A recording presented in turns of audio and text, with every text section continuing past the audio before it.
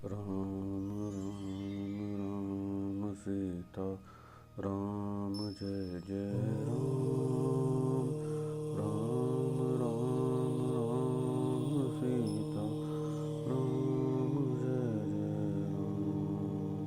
जय श्री राम। रामचरितमानस के अयोध्या कांड में चित्रकूट का वर्णन है, जहाँ पर श्री राम ने कई वर्षों तक निवास रखा। वहाँ पर भरत जी अपने बड़े भाई श्री रामचंद्र जी को लेने पहुँचे हैं। वहाँ पर जनक जी भी पहुँच जाते हैं। तो आगे तुलसीदास जी इसमें व्याख्या कर रहे हैं। मिथिलापति राजा जनक को भी समाज सहित कलेश सहित बहुत दिन हो गए, इसलिए हे नाथ जो उचित हो वही कीजिए, आप ही के हाथ सभी का हित है। अस कही अति सकुचे रघुराऊ, मुनि पुलक के लखी सील सुभाऊ, तुम बिन राम सकल सुख राजा, नरक सरसी दुहु राज समाजा। ऐसा कहकर श्री रघुनाथ जी अत्यंत ही सकुचा गए। उनका शील स्वभाव देखकर मुनि विशिष्ट जी पुलकित हो गए। हे राम, तुम्हारे बिना संपूर्ण सुखों के साज दोनों साज समाजों को नरक के समान है। हे राम, तुम प्राणों के भी प्राण, आत्मा के भी आत्मा और सुख के भी सुख हो। हे तात, तुम्हें छोड़कर जिन्हें घर सुहाता है उन्हें विधाता विपरीत है। जहाँ श्री राम जी के चरण कमलों में प्रेम नहीं है, वह सुख कर्म धर्म जल जाए। जिसमें श्री राम प्रेम की प्रधानता नहीं है, वह योग कुयोग है और वह ज्ञान अज्ञान है। तुम्हारे बिना ही सब दुखी हैं और सुखी हैं, वे तुमसे ही सुखी हैं। जिस किसी के जीव में जो कुछ हो है तुम सब जानते हो। आपकी आज्ञा सभी के सिर पर है। कृपालु को सबकी स्थिति अच्छी तरह मालूम है, अतः आप आश्रम पधारिए। इतना कहकर मुनिराज स्नेह से शिथिल हो गए। तब श्री राम जी प्रणाम करके चले और ऋषि विशिष्ट जी धीरज धरकर जनक जी के पास आए। राम बचन गुरु नृप ही सुनाए, सील स्नेह सुहाय। महाराज अब कीजहि सोई, सब कर धर्म सहित हित होई। गुरु ने श्री रामचंद्र जी के शील और स्नेह से युक्त स्वभाव के सुंदर वचन राजा जनक जी को सुनाए। हे महाराज, अब वही कीजिए जिसमें सबका धर्म हित हो। हे राजन, तुम ज्ञान के भंडार, सुजान, पवित्र और धर्म में धीर हो। इस समय तुम्हारे बिना इस दुविधा को दूर करने में कौन समर्थ है। मुनि विशिष्ट जी का वचन सुनकर जनक जी प्रेम में मग्न हो गए। उनकी दशा ज्ञान और वैराग्य को भी वैराग्य हो गया, अर्थात उनके ज्ञान वैराग्य छूट से गए। वे प्रेम से शिथिल हो गए और मन में विचार करने लगे कि हम यहाँ आए यह अच्छा नहीं किया। राजा दशरथ ने श्री राम जी को वन जाने के लिए कहा और स्वयं अपने प्रिय के प्रेम को सच्चा कर दिया, परंतु अब हमें वन को भेजकर और अपने विवेक की बड़ाई में आनंदित होते हुए लौटेंगे। तपस्वी मुनि ब्राह्मण यह सुन और देखकर प्रेमवश बहुत ही व्याकुल हो गए। समय का विचार कर राजा जनक जी धीरज धरकर समाज सहित भरत जी के पास चले। भरत जी ने उन्हें आगे होकर लिया और समय अनुकूल अच्छे आसन दिए। तिरहुत राज जनक जी कहने लगे, हे तात भरत, तुमको श्री राम का स्वभाव मालूम ही है। श्री रामचंद्र जी सत्यव्रती और धर्मपरायण हैं, सबका शील और स्नेह रखने वाले हैं, इसलिए संकोच व संकट सह रहे हैं। अब तुम जो आज्ञा दो वह उनसे कही जाए। भरत जी यह सुनकर पुलकित शरीर हो नेत्रों में जल भरकर बड़ा भारी धीरज रखकर बोले, हे प्रभु, आप हमारे पिता के समान प्रिय और पूज्य हैं और कुल गुरु श्री विशिष्ट जी के समान हितैषी तो पिता माता भी नहीं है। विश्वामित्र जी आदि मुनियों और मंत्रियों का समाज है। आज के दिन ज्ञान समुद्र आप भी उपस्थित हैं। हे स्वामी, मुझे अपना बच्चा सेवक और आज्ञानुसार चलने वाला समझकर शिक्षा दीजिए। इस समाज और स्थल में आप का पूछना, इस पर यदि मैं मौन रहता हूँ तो मलिन समझा जाऊँगा, अगर बोलना पागलपन होगा। तथापि मैं छोटे मुंह बड़ी बात कहता हूँ। हे तात, विधाता को अनुकूल जानकर क्षमा कीजिए। वेद शास्त्र और पुराणों में प्रसिद्ध है और जगत जानता है कि सेवा धर्म बड़ा कठिन है। स्वामी धर्म में और स्वार्थ में विरोध है। बैर अंधा होता है और प्रेम में ज्ञान नहीं होता। मैं स्वार्थवश कहूँगा या प्रेमवश, दोनों में ही भूल होने का भय है। अतएव मुझे पराधीन जानकर श्री रामचंद्र जी के रुख, धर्म और व्रत को रखते हुए, जो सब के सम्मत और सबके लिए हितकारी हो, आप सबका प्रेम पहचान कर वही कीजिए। भरत जी के वचन सुनकर और उनका स्वभाव देखकर समाज सहित राजा जनक उनकी सराहना करने लगे। भरत जी के वचन सुगम और अगम, सुंदर, कोमल और कठोर हैं।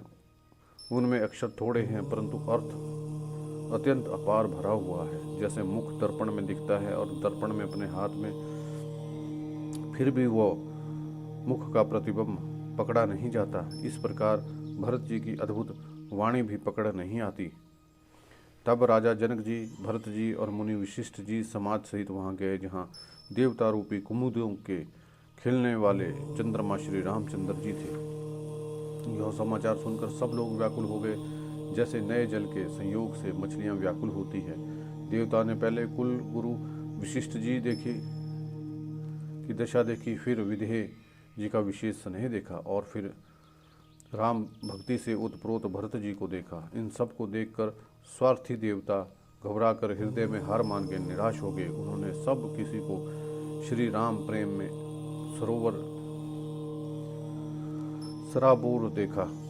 इससे देवता इतने सोच के विवश हो गए जिसका कोई हिसाब ही नहीं। देवराज इंद्र सोच भर कर कहने लगे कि श्री रामचंद्र जी तो स्नेह और संकोच के वश में हैं, इसलिए सब लोग मिलकर कुछ प्रपंच रचो, नहीं तो काम बिगड़ जाएगा। देवताओं ने सरस्वती का स्मरण करके उनकी सराहना की और कहा, हे देवी, देवता आपके शरणागत हैं, उनकी रक्षा कीजिए। अपनी माया रचकर भरत जी की बुद्धि को फेर दीजिए और छल से छाया कर देवताओं के कुल का पालन कीजिए। देवताओं की विनती सुनकर और देवताओं को स्वार्थवश होने से मूर्ख जानकर बुद्धिमती सरस्वती जी बोली, मुझसे कह रहे हो कि भरत जी की मति पलट दो। 1000 नेत्रों से भी तुम उनका सुमेरु नहीं सूझ पड़ता। ब्रह्मा विष्णु महेश की माया बड़ी प्रबल है, परंतु वह भी भरत जी की बुद्धि की ओर ताक नहीं सकती। उस बुद्धि को तुम मुझसे कह रहे हो कि भूली कर दो, भुलावे में डाल दो। अरे चांदनी कहीं प्रचंड किरण वाले सूर्य को चुरा सकती है। भरत जी के हृदय में श्री सीताराम जी का निवास है। जहाँ सूर्य का प्रकाश है वहाँ कहीं अंधेरा रह सकता है। ऐसा कहकर सरस्वती जी ब्रह्मलोक को चली गई। देवता ऐसे व्याकुल हुए जैसे रात्रि में चकवा व्याकुल होता है। मलिन मन वाले स्वार्थी देवताओं ने बुरी सलाह करके बुरा षड्यंत्र रचा। प्रबल माया जाल रचकर भय, भ्रम, अप्रीति, उच्चाटन फैला दिया। उचाल देख करके देवराज इंद्र सोचने लगे कि काम का बनना बिगड़ना सब भरत जी के हाथ में है। इधर राजा जनक जी श्री रघुनाथ जी के पास गए। सूर्य कुल के दीपक श्री रामचंद्र जी ने सबका सम्मान किया। तब रघुकुल के पुरोहित वशिष्ठ जी समय, समाज और धर्म के अवरोधी अर्थात अनुकूल वचन बोले। उन्होंने पहले जनक जी और भरत जी का संवाद सुनाया, फिर भरत जी की कई सुंदर बातें कह सुनाई। हे तात राम, मेरा मत यह है कि तुम जैसी आज्ञा दो वैसे ही सब करेंगे। यह सुनकर दोनों हाथ जोड़कर श्री राम जी सत्य, सरल और कोमल वाणी से बोले, आपके और मिथिलाश्वर जनक जी के विद्यमान रहते मेरा कुछ कहना सब प्रकार से अनुचित है। आपकी और महाराजा की जो आज्ञा है, मैं आपकी शपथ करके कहता हूँ, वो सत्य ही सबको शिरोधार्य होगी। श्री रामचंद्र जी की शपथ सुनकर समामेश मुनि और जनक जी सुखचा गए, स्तंभित रह गए।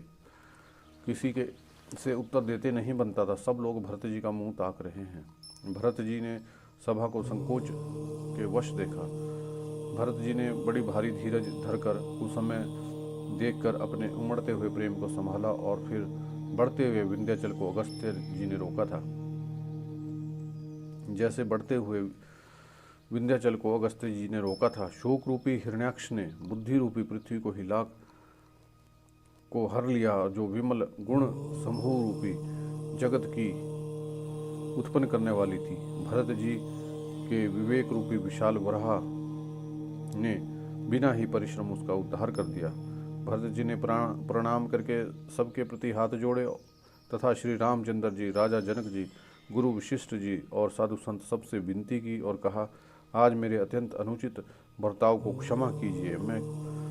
मैं छोटे मुख से कठोर वचन कह रहा हूँ। फिर उन्होंने हृदय में सुहानी सरस्वती जी का स्मरण किया और वे मानस से उनके मुखारविंद पर आ विराजे। निर्मल विवेक, धर्म और नीति से युक्त भरत जी की वाणी सुंदर हंसनी विवेक के नेत्रों के समान सारे समाज से शिथिल होकर देखकर सबको प्रणाम कर श्री सीता जी और रघुनाथ जी का स्मरण करके भरत जी बोले, हे प्रभु, आप पिता, माता, मित्र, गुरु, स्वामी, पूज्य, परम हितैषी और अंतर्यामी हैं।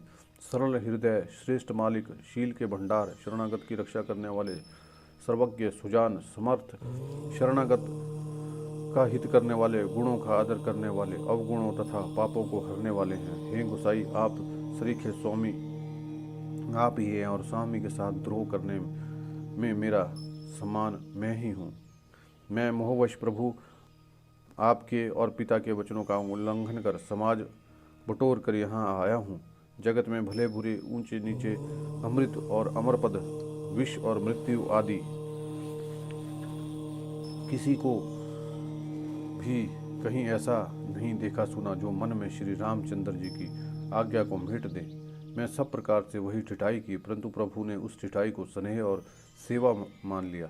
हे नाथ, आप अपनी कृपा और भलाई से मेरा भला किया, जिससे मेरे दूषण दोष भी गुण के समान हो गए। चारों ओर मेरा सुंदर यश छा गया। हे नाथ, आपकी रीति सुंदर स्वभाव की बढ़ाई जगत में प्रसिद्ध है और वेद शास्त्रों ने गाई है।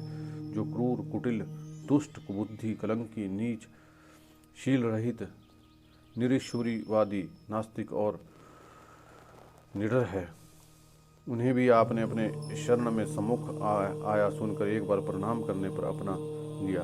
उन शरणागतों के दोषों को देखकर आप कभी हृदय में नहीं लाए और उनके गुणों को सुनकर साधुओं के समाज में उनका व्याख्यान किया।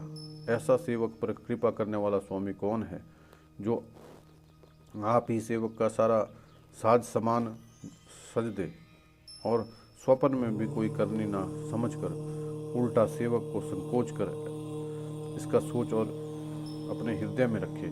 मैं भुजा उठाकर प्रण रोप कर कहता हूँ, ऐसा स्वामी आपके सिवा कोई दूसरा नहीं है। पशु नाचते हैं, तोते सीखे हुए पाठ में प्रवीण हो जाते हैं, परंतु तोते का गुण और पशु के नाचने की गति पढ़ाने वाले और नचाने वाले के अधीन होती है। इस प्रकार अपने सेवकों की बिगड़ी बात सुधार कर सम्मान देकर आप ने उन्हें साधुओं का शिरोमणि बना दिया। कृपालु के सिवा और विरदावली का और कौन हठपूर्वक पालन करेगा। मैं शोक से या स्नेह से या बालक स्वभाव से आज्ञा को बाएं लाकर ना मानकर चला आया, तो भी कृपालु स्वामी आपने अपनी ओर देखकर सभी प्रकार से मेरा भला माना और मेरे इस अनुचित कार्य को अच्छा ही समझा। मैं सुंदर मंगलों के मूल आपके चरणों का दर्शन किया और यह ज्ञान लिया कि स्वामी मुझ पर स्वभाव से अनुकूल हैं। इस बड़े समाज में अपने भाग्य को देखा कि इतनी बड़ी चूक होने पर भी स्वामी मुझ पर कितना अनुराग है। कृपा निधान ने मुझ पर संकोपांग, पेट भर कृपा और अनुग्रह सब अधिक ही किए हैं, अर्थात मैं जिसके लायक नहीं था उतनी अधिक सर्वांगपूर्ण कृपा आपने मुझ पे की है। हे गोसाई, आपने अपने शील, स्वभाव और भलाई से मेरा दुलार रखा। हे नाथ, मैं स्वामी और समाज के संकोच को छोड़कर अविनय और विनय भरी जैसी रुचि हुई वैसी वाणी कहकर सर्वदा ठिठाई ही की। हे देव, मेरा अंतर्भाव को आप क्षमा करें। बिना ही हेतु के हित करने वाले बुद्धिमान और श्रेष्ठ मालिक से बहुत कहना पड़ा अपराध है, इसलिए देव आप मुझे आज्ञा दीजिए। आपने मेरी सारी बातें सुधार कर दी। प्रभु, आपके चरण कमलों की रज जो सत्य, सुकृत और सुख की सुहावनी सीमा है, उसकी ठिठाई करके मैं अपने हृदय की जागते, सोते और सपन में भी रहने वाली इच्छा करता हूँ। वही रुचि है, कपट, स्वार्थ और चारों फलों को छोड़कर स्वाभाविक प्रेम के स्वामी की सेवा करना और आज्ञा का पालन करने में श्रेष्ठ स्वामी की और कोई सेवा नहीं है। हे देव, अब वही आज्ञा रूपी प्रसाद सेवक को मिल जाए। भरत जी ऐसा कहकर प्रेम के बहुत ही विवश हो गए। शरीर पुलकित हो उठा, नेत्रों में जल भर आया। व्याकुल होकर उन्होंने प्रभु श्री राम जी के चरण कमल पकड़ लिए और समय को और स्नेह को कहा नहीं जा सकता। कृपा सिंधु श्री रामचंद्र जी ने सुंदर वाणी से भरत जी का सम्मान करके हाथ पकड़ के उनको अपने पास बिठा लिया। भरत जी की विनती सुनकर, उनका स्वभाव देखकर सारी सभा और श्री रघुनाथ जी स्नेह से शीतल हो गए। श्री रघुनाथ जी, साधुओं का समाज, मुनि विशिष्ट मिथिलापति जनक जी स्नेह से शीतल हो गए। सबके मन ही मन भरत के भाई पर और उनकी भक्ति की अतिशय महिमा की सराहना करने लगे। देवता मलिन से मन से भरत जी की प्रशंसा करते उन पर फूल बरसाने लगे। तुलसीदास जी कहते हैं, सब लोग भरत जी का भाषण सुनकर व्याकुल होकर ऐसे सकुचा गए जैसे रात्रि के आगमन से कमल। दोनों समाजों के सभी नर नारी दीन और दुखी देखकर महामलिन मन इंद्र मरे हुओं को मारकर अपना मंगल चाहता है। देवराज इंद्र कपट और कुचाल की सीमा है, उसे पराई हानि और लाभ ही प्रिय है। इंद्र की रीति कोई के समान है, वह छली मलिन है और उसका कहीं किसी पर विश्वास नहीं है। पहले तो बुरा विचार करके कपट को बटोरा, फिर वह उचाट सबके सिर पे डाल दिया, फिर देव माया से सब लोगों को विशेष रूप से मोहित कर दिया। किंतु श्री रामचंद्र जी के प्रेम से उनका अत्यंत बिछोह नहीं हुआ। भय और उचाट के वश किसी का मन स्थिर नहीं है। क्षण में उनकी वन में रहने की इच्छा होती है और क्षण में उन्हें घर अच्छे लगने लगते हैं। मन की इस प्रकार की दुविधामय स्थिति से प्रजा दुखी हो रही है, मानो नदी और समुद्र के संगम का जल क्षुब्ध हो रहा है। चित्त दो तरफा होने के जाने से वे कहीं संतोष नहीं पाते, एक दूसरे से अपना मर्म भी नहीं कहते। कृपा निधान श्री रामचंद्र जी की यह दशा देखकर हृदय में हंसकर कहने लगे, कुत्ता, इंद्र और नवयुवक एक सरीखे हैं।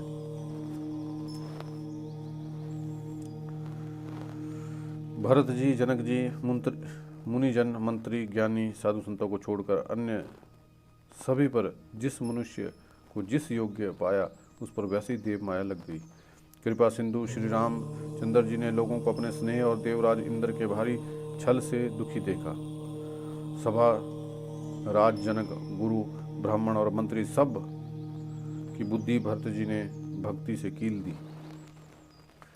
राम ही चितवत चित्र लिखे से, सकुचत बोल बचन सरीखे से। भरत प्रीति नित विनय बढ़ाई, सुनत सुखद बर नत कठिनाई। सब लोग चित्र लिखे से श्री रामचंद्र जी की ओर देखते हैं, सकुचाते हैं और लिखाए हुए वचन बोलते हैं। भरत जी की प्रीति, नम्रता, विनय और बड़ाई सुनने में सुख देने वाली, पर उसके वर्णन करने में बहुत कठिनाई है। जासी बिलो की भक्ति लवलेसु, प्रेम मगन मुनिगण मिथिलेसु। महिमा तासु कहे किमी तुलसी, भक्ति सुभाएं सुमति हैं हुलसी।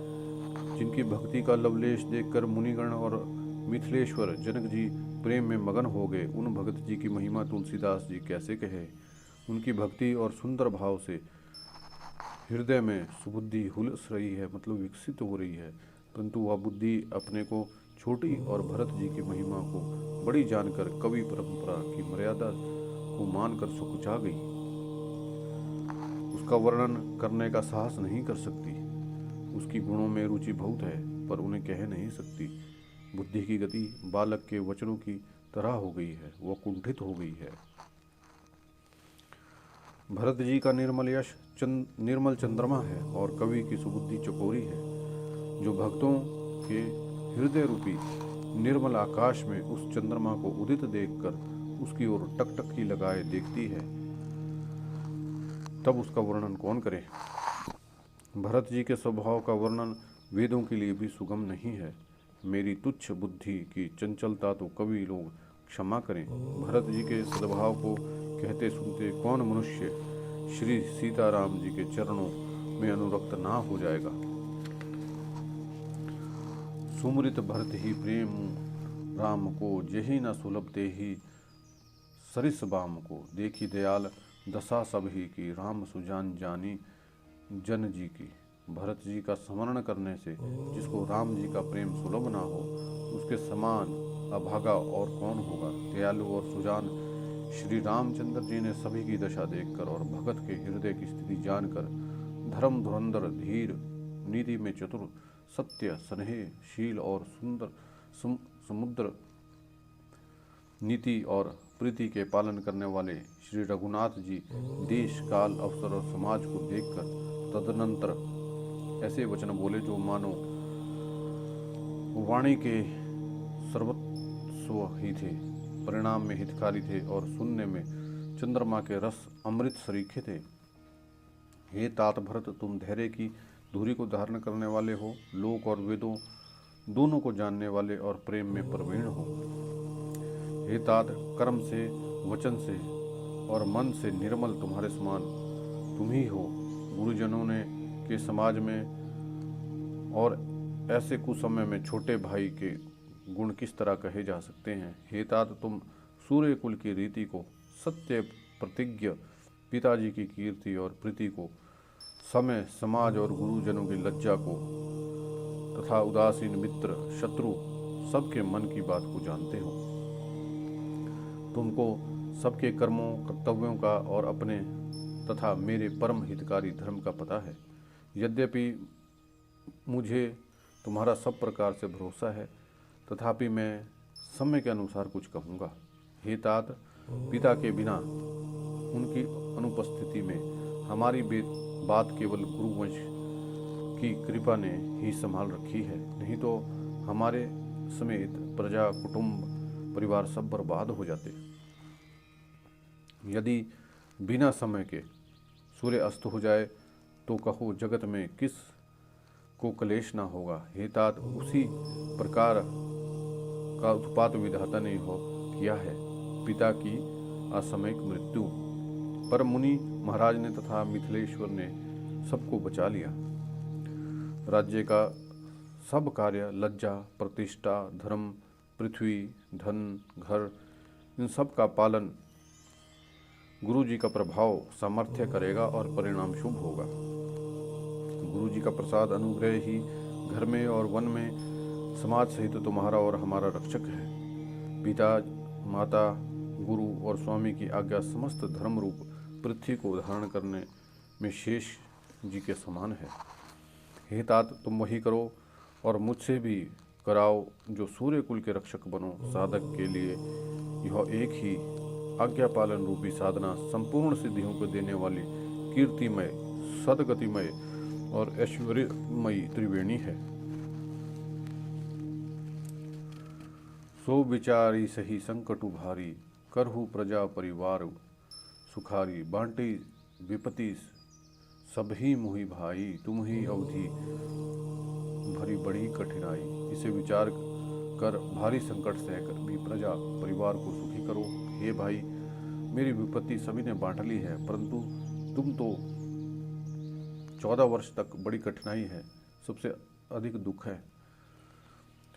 तुमको कोमल जानकर भी मैं कठोर वियोग की बात कह रहा हूँ। हे तात, बुरे समय में मेरे लिए यह कोई अनुचित बात नहीं है। वो अवसर में श्रेष्ठ भाई ही सहायक होते हैं।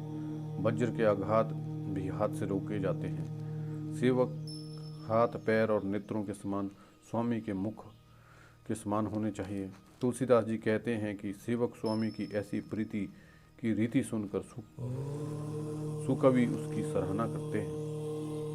श्री रघुनाथ जी की वाणी सुनकर जो मानो प्रेम रूपी समुद्र के अमृत में सनी हुई थी, सारा समाज शिथिल हो गया, सबको प्रेम समाधि लग गई। यह दशा देखकर सरस्वती ने चुप साध ली। भरत जी को परम संतोष हुआ। स्वामी के अनुकूल होते ही उनके दुख और दोषों ने मुंह मोड़ लिया। उनका मुख प्रसन्न हो गया और मन का विषाद मिट गया, मानो गूंगे पर सरस्वती की कृपा हो गई हो। उन्होंने फिर प्रेम पूर्वक प्रणाम किया और कर कमलों को जोड़कर वे बोले, हे नाथ, मुझे आपके साथ जाने का सुख प्राप्त हो गया और मैंने जगत में जन्म लेने का लाभ पा लिया। हे कृपालु, अब जैसी आज्ञा हो उसी को मैं सिर पर धरकर आदरपूर्वक करूं। परंतु देव, आप मुझे वो अवलंबन कोई सहारा दे जिसकी सेवा पर मैं अवधि का पा जाऊं, मतलब इस अवधि को बिता दूं, 14 वर्ष की अवधि को बिता दूं। हे देव, स्वामी के अभिषेक के लिए गुरु जी की आज्ञा पाकर मैं सब तीर्थों का जल लेता आया हूं, उसके लिए क्या आज्ञा होती है। मेरे मन में एक और बड़ा मनोरथ है जो भय और संकोच के कारण कहा नहीं जा सकता। श्री रामचंद्र जी ने कहा, हे भाई कहो। तब प्रभु की आज्ञा पाकर भरत जी स्नेहपूर्ण सुंदर वाणी से बोले, आज्ञा हो तो चित्रकूट के पवित्र स्थान, तीर्थ, वन, पशु पक्षु, तालाब, नदी, झरने और पर्वतों के समूह, विशेषकर प्रभु आप के चरण चिन्हों से अंकित देवभूमि को देखाऊं। श्री रघुनाथ जी बोले, अवश्य ही। अत्रि ऋषि की आज्ञा को सिर पर धारण करो और निर्भय होकर वन में विचरो। हे भाई, अत्रि मुनि के प्रसाद से वन मंगलों का देने वाला, परम पवित्र और अत्यंत सुंदर है। जय श्री राम।